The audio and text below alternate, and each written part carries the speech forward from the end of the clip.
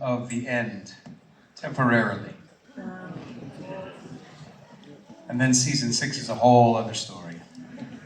But season 5, I think, will hopefully prepare your hearts and your minds and your spirits to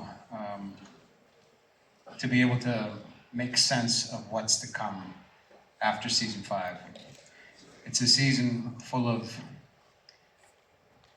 a little bit of joy, a lot of sorrow, many questions, a little bit of righteous anger, I guess, from Jesus, and justice, and what it means to have your leader, your rabbi, your master, fighting for the entirety of humanity.